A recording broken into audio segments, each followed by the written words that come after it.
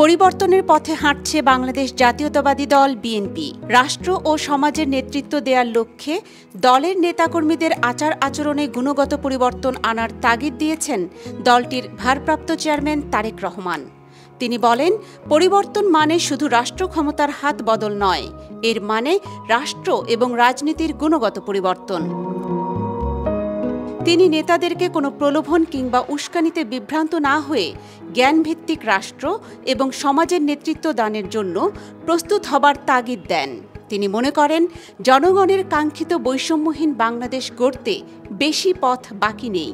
তবে সেই পথ সন্ত্রাস, প্রতিশোধ কিংবা প্রতিহিংসার না হয়ে যেন ধৈর্য, সহনশীলতা ও সমঝোতার হয়, সে বিষয়ে নেতাকর্মীদের সোচ্চার হতে বলেছেন তিনি দাবি করেন, সংস্কারের পথ ধরেই নির্বাচনী রোডম্যাপে উঠবে এই বাংলাদেশ। তাই কাজের মাধ্যমে জনগণের পাশে থাকার আহ্বান জানিয়েছেন নিজ দলের নেতাকর্মীদের।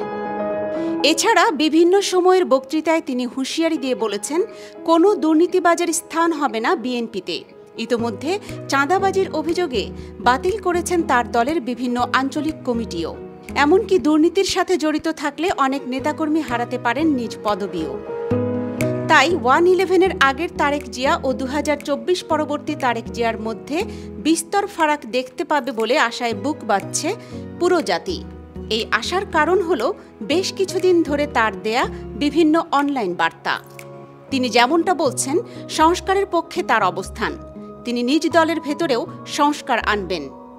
পাশাপাশি ডক্টর ইউনূসের সরকারকেও বলেছেন, সব সংস্কার আপনাদের একার পক্ষে সম্ভব নয়, মূল কিছু সংস্কার করে দ্রুত একটি নির্বাচনের রোডম্যাপ দিন। জুলাই-আগস্ট বিপ্লবের পর সংস্কারপন্থী তরুণরা মনে করে, দেশের দৃশ্যমান সংস্কার করেই নির্বাচন দেওয়া উচিত। আর তাদের মতের সাথে অনেকটাই একমত জাতীয়তাবাদী দলের ভারপ্রাপ্ত চেয়ারম্যান তারেক রহমান।